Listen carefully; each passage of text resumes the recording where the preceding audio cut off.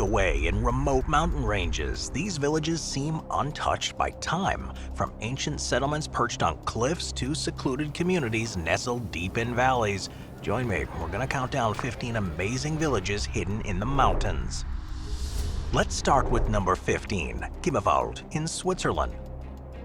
Gimmelwald is an alpine village that's high in the Bernese Oberland region.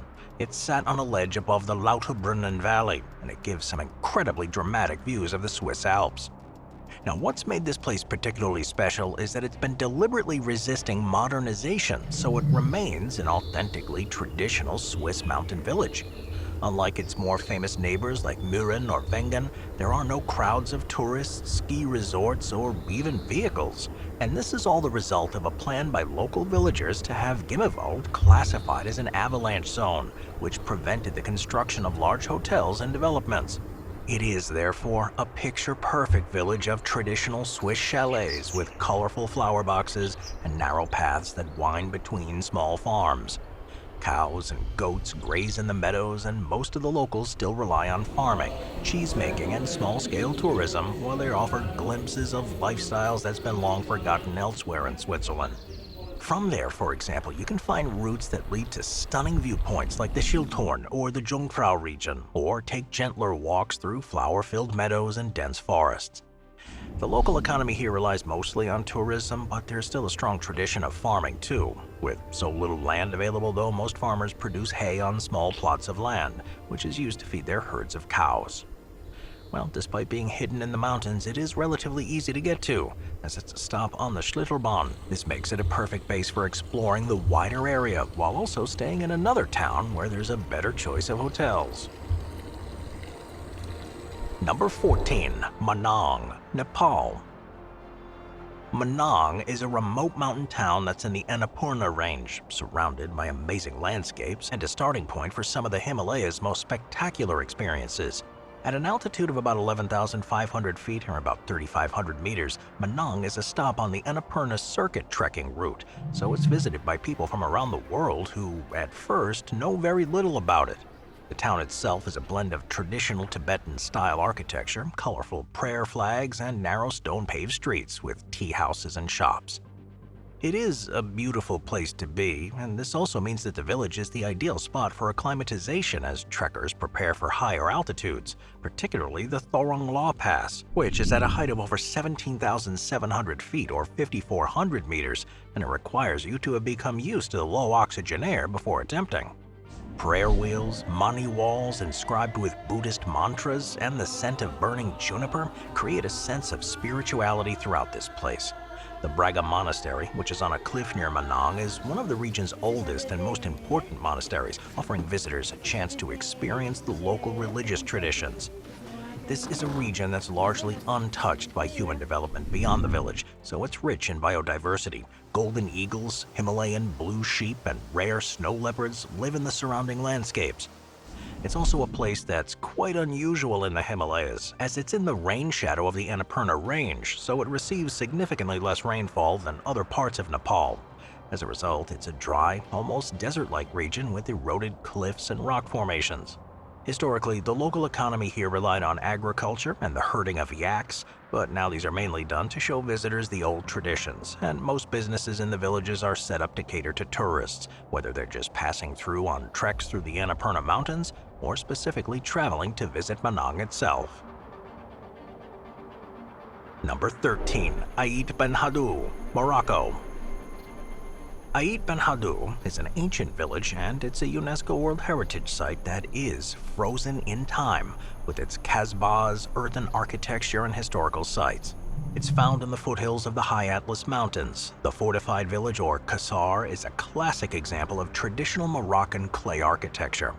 Dating back to the 17th century, Ait Benhaddou is an important stop on the Trans-Saharan trade route, connecting the Saharan region to the cities of Marrakesh and beyond. Merchants traveling with goods like gold, salt, and spices would stop here to rest, trade, and secure their caravans. And it was the location and defensive design of the kasar that made it so important as a safe haven during those journeys. A lot of the buildings here have crenellated towers on top, further adding to the village's fortress-like appearance. In a region where water is scarce, the villagers historically utilized a katara system, which is a clever ancient underground irrigation network that distributed water from the nearby aquifer. The system was vital for sustaining life in this desert environment and ensuring the success of agriculture in the surrounding area. Today, walking through the narrow streets feels like stepping into the past. The village's core is uninhabited, with many of the original residents having moved to a modern settlement across the river. However, a few families still live there, keeping to the traditional ways of Moroccan life. The journey there is fascinating too. The route to the Kasar takes you through landscapes of arid hills, palm groves, and valleys, with the Atlas Mountains providing an incredible backdrop. Number 12. Colmar Tropicale in Malaysia. Colmar Tropicale is a surprising resort that replicates a French village in the tropical hills of Pahang. It was inspired by the Alsace region in northeastern France. This retreat is a blend of European architecture and Malaysian hospitality. Located about an hour's drive from Kuala Lumpur, it was based on the medieval town of Colmar in France. This resort town was officially opened in 2000, and covering an area of around 80 acres, it has since become a popular destination for families, couples, and anyone seeking a unique cultural experience. At the core of the village is its central square, where visitors can explore boutique shops, cafes, and restaurants. There you'll find street performances, art displays, and the occasional music ensemble. And it's also where you'll find a clock tower and a beautiful fountain. There's also a botanical garden which showcases the diverse plant life of the region, and it's a great spot to sit back and unwind. This is, of course, purely a tourist village, and many of the buildings here are simply French-themed facades in front of clusters of hotel rooms. It was the idea of a former Malaysian prime minister who, after visiting Colmar, had fallen in love with it so much that he convinced a local businessman to replicate it. The cool climate of the Berjaya Hills stands around 2,600 feet above sea level, and it gives respite from Malaysia's tropical heat while exploring the village and its surroundings. And at times, it's a bizarre experience where you'll almost feel like you've been suddenly transported to Europe. Number 11. Hallstatt, Austria. Hallstatt, it's a village that became known for its perfect setting by a stunning lake and for being surrounded by the Dachstein Alps. It's often described as one of the most beautiful villages in the world. It's got an old-world charm with its narrow streets, traditional wooden houses, and natural beauty.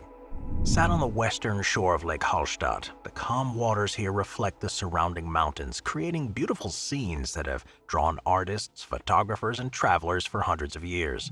There's a huge amount of history here too, as it is one of the oldest continuously inhabited settlements in Europe, with evidence of human activity dating back to the Neolithic period. It was such an influential place back then that the term Hallstatt culture is even used by archaeologists to describe the early Iron Age in Central Europe. Visitors here can still see the salt mine located high above the village. A guided tour through the mine offers a journey into the past, where you can learn about the techniques used to extract salt and the lives of the miners who worked there thousands of years ago. The need for water during salt mining meant that around 400 years ago, 13,000 hollowed-out trees were connected to help transport water to where it was needed. This was seen as the only solution to the growing demand, as for a long time the only way to reach the town was by boat or narrow trails. It was only in 1890 that the first road was built, and now, of course, access is far easier. The market square is the heart of Hallstatt. With its colorful houses, a fountain, and seasonal decorations, it makes it look like it's been taken straight out of a fairy tale.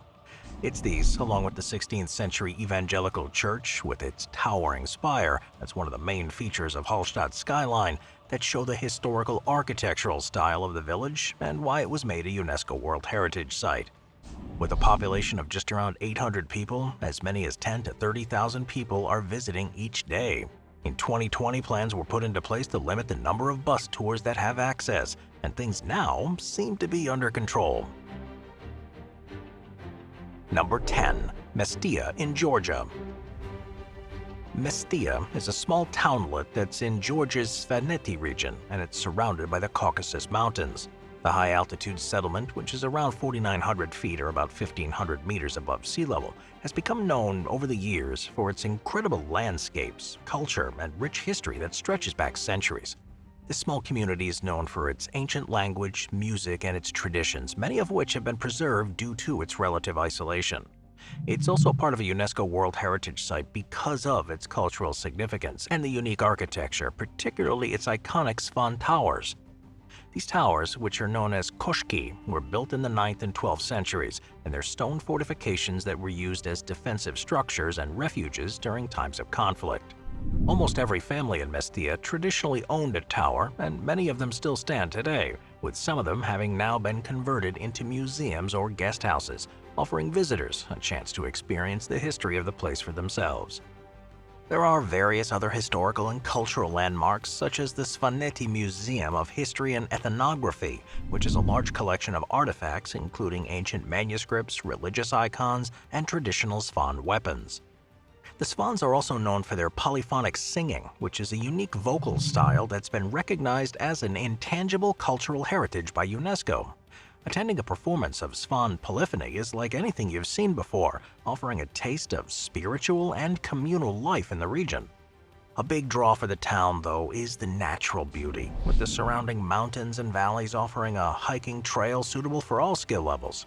One of the most popular treks here is the route to Chaladi Glacier, which takes you through forests and along the river to see the base of the spectacular glacier. For more experienced adventurers, the multi-day trek from Mestia to Ushguli, which is another remote village at the foot of Mount Saqqara, Georgia's highest peak, will take you through some of the most iconic landscapes in the Caucasus. Surprisingly though, even with just around 2,000 permanent residents, it does actually have its own airport, which is mainly used to support the tourism industry. Number 9. Pariangan, Indonesia. Pariangan is a small village in West Sumatra, Indonesia, and it's one that's often said to be one of the most beautiful in the world. It's on the slopes of Mount Merapi, which is an active volcano, and as well as being a place with stunning natural beauty, it's also one of the most important places to the culture.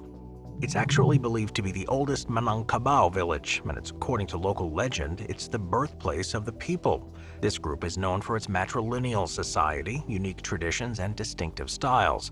The village's location is believed to have been chosen based on spiritual guidance, with its closeness to Mount Merapi giving it a sacred aura. The village is best known for its traditional rumah gadang, or big houses, which are central to their architecture. These wooden homes have curved, pointed roofs resembling buffalo horns, which are said to represent strength and resilience.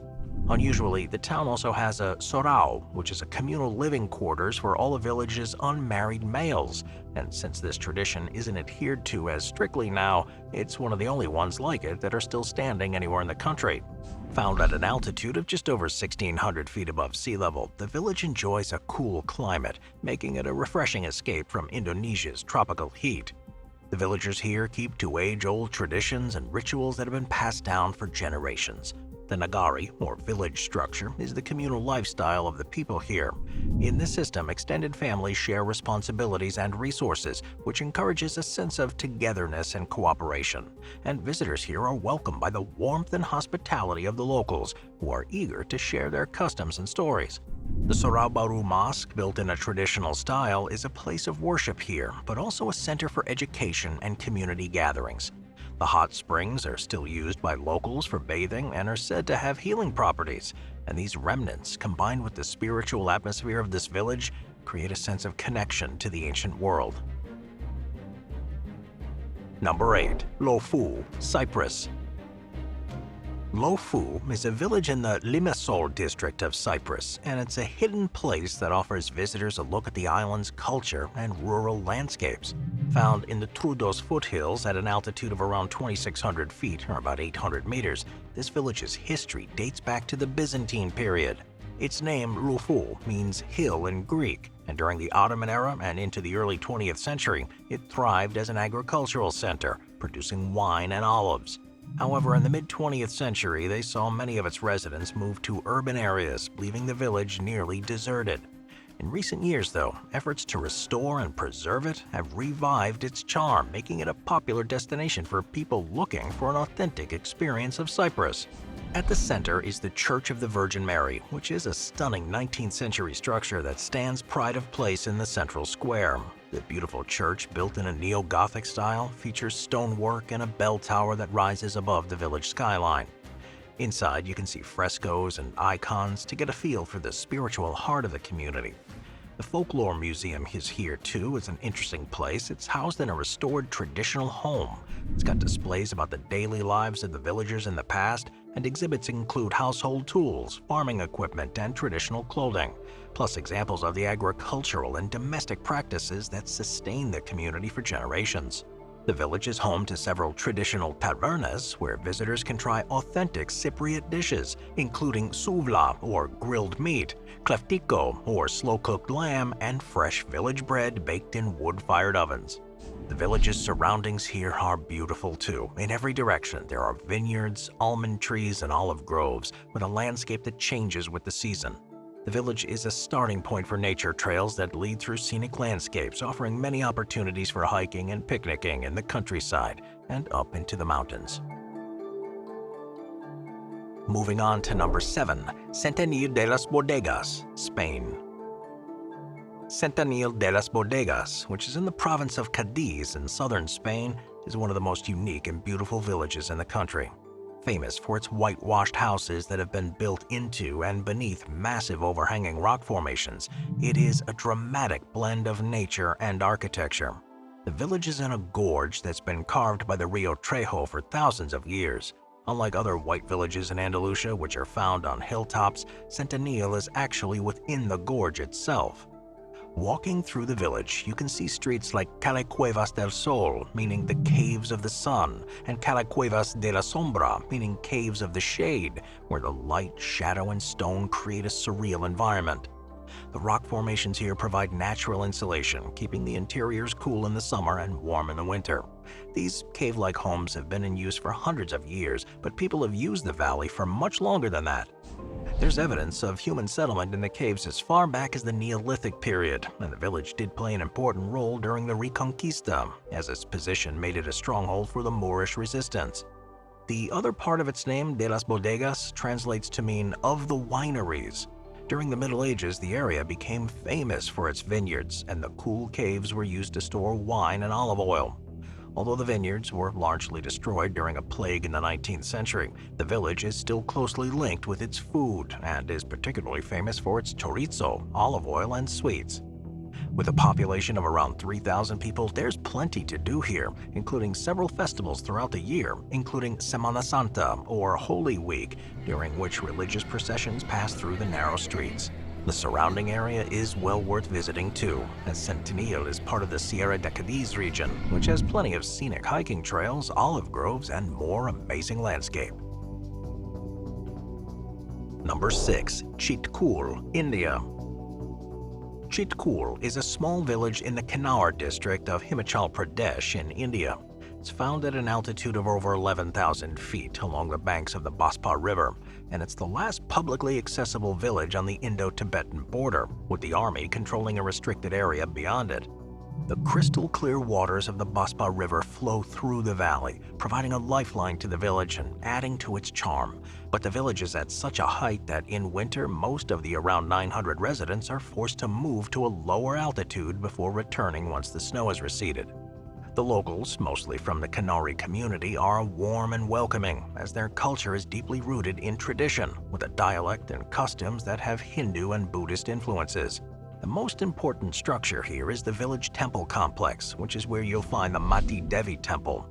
This temple is dedicated to the local deity Mati Devi, and is made from wood with intricate carvings. It's believed to be up to 500 years old, and it's the spiritual and cultural hub for this community. The Baspa Valley itself is perfect for leisurely walks, bird watching, and photography, with the plant and animal life here being very diverse, while the nearby Rakcham village and Sangla Valley are also worth exploring for their natural beauty. As life here has remained mostly unchanged in recent decades, it's increasingly becoming a more popular place for tourism, particularly for those who enjoy fishing, as the Baspa River is known for its trout. The river's clear waters and the scenery here make it a perfect spot. And then during the winter months, the region transforms into a snowy wonderland, attracting visitors who will want to see the full beauty of the Himalayas. The village is also free from the usual tourist sites, like large hotels and busy marketplaces, making it perfect for those looking for a break from urban life. Number 5. Ait, France. Ait in France is a medieval village that's high up on a hill that overlooks the waters of the French Riviera. It's often described as an eagle's nest because of its cliff-top location. Ait is one of the most beautiful places on the Côte d'Azur. In a position that's between Nice and Monaco, Ait is a blend of history, art, and nature. Today, though, it's a quiet place that relies on tourists who want to learn more about its culture and explore the surrounding countryside. It is a beautiful place to be, and at an altitude of 1,400 feet above sea level, this village has views of the Mediterranean coastline, with the deep blue waters stretching out as far as the eye can see.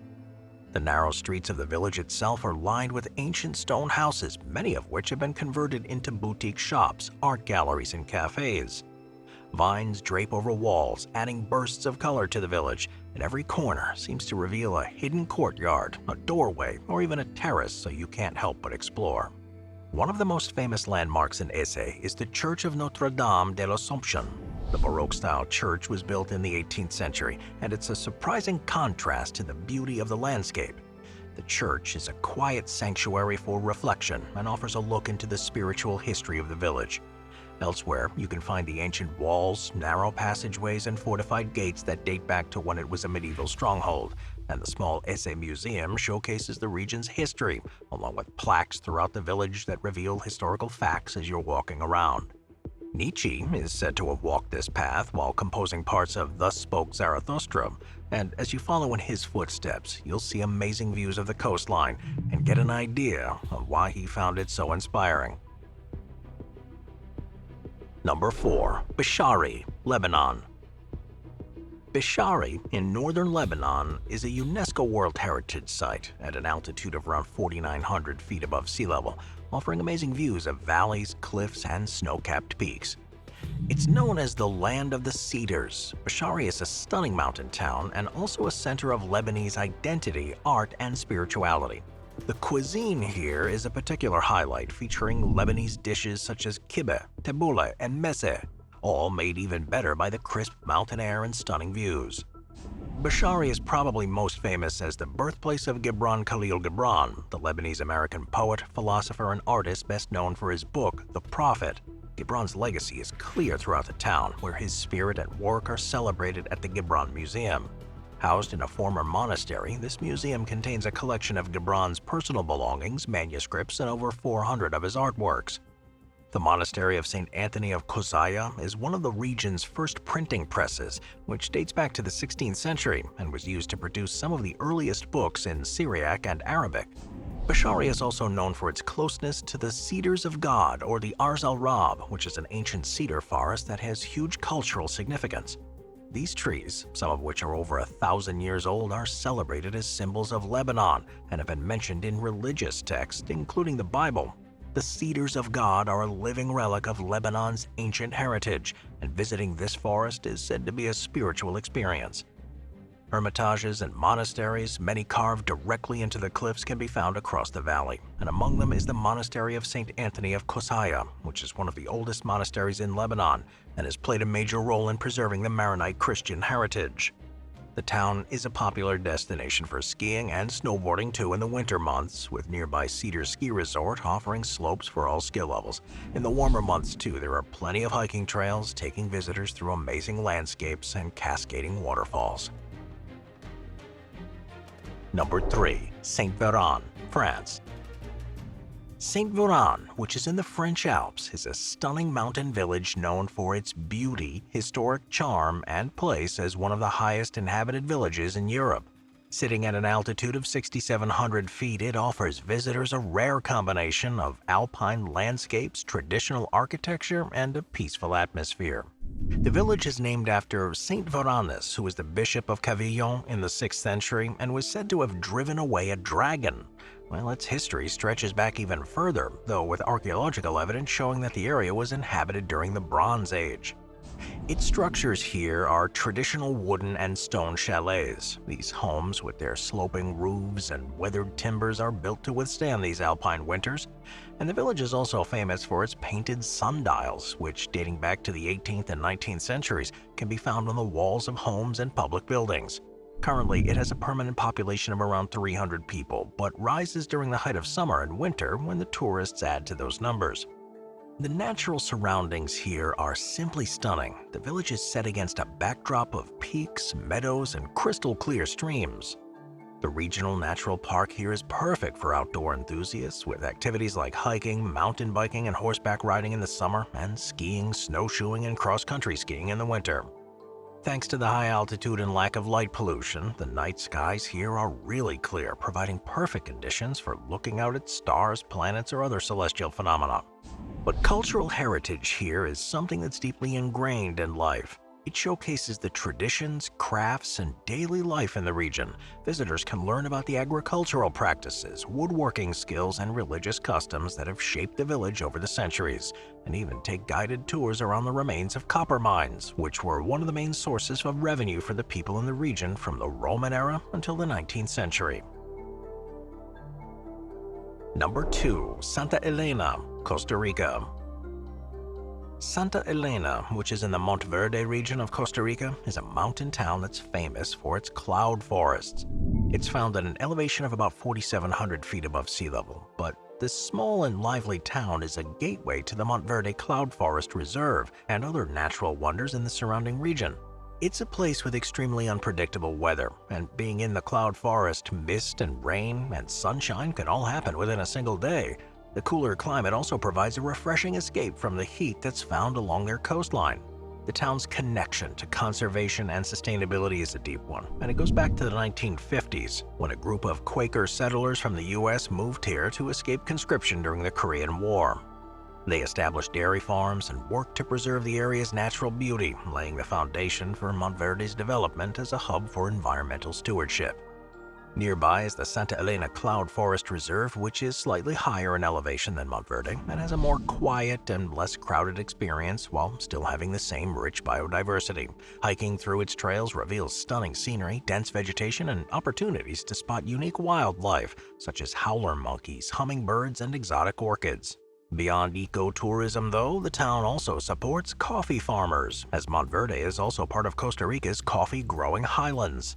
It's here that some of the finest coffee in the world is grown, and while much of it is exported, it's best tried close to the source. For those interested in cultural experiences, Santa Elena offers opportunities to take part in other local traditions and crafts. The Monteverde Institute, located nearby, arranges workshops and programs on topics ranging from sustainability to the history and culture of the region. Visitors can explore artisan markets where handmade jewelry, pottery, and textiles showcase the creativity and skill of the local people.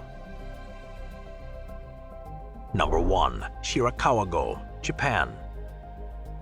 Shirakawa-go, which is in the remote Shogawa River Valley of Japan's Gifu Prefecture, is a magical village that transports you back in time with its traditional architecture, rural landscapes, and rich culture. Designated as a UNESCO World Heritage Site in 1995, Shirakawa-go is best known for its iconic gasozukuri houses, which is a unique architectural style that was developed over centuries to adapt to the region's winters. It's a region where there are 2 other historic villages too, but Shirakawa-go is the most famous, and with a name that translates to mean White River Old District, is a part of the larger and more modern town of Shirakawa. The term gasozukuri translates to mean prayer hands construction, referring to the steeply sloped thatch roofs of the houses in the village, which look like hands pressing together in prayer. This design allows heavy snow to slide off easily, protecting the structures during the region's long winters. These multi-story houses, some of which are over 250 years old, were traditionally used by extended farming families and included space for silkworm cultivation in their attics. The interiors are fitted with wooden beams and tatami mats, keeping things simple and functional. But beyond the architecture, Shirakawa-go is a place where a traditional way of life is maintained.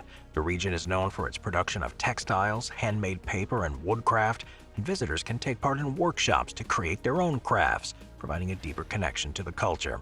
The village is also a center for preserving Japanese agricultural practices, with rice farming still being a vital part of its identity. Festivals here are a big part of life too, such as the Doboroku Festival held in October, which features traditional music, dance, and the serving of Doboroku, which is a local type of unrefined sake. Even with its increasing popularity as a tourist destination, Shirakawa-go is keeping a sense of authenticity and peacefulness. Many residents still live in the Gashozukuri houses and keep to traditions that have been passed down for generations, making it a fantastic place to visit if you get the chance. Tourists are expected to respect the local way of life, while being welcome to experience as much as possible. Thanks for watching, everyone. I'll see you next time. Thank you to our channel members.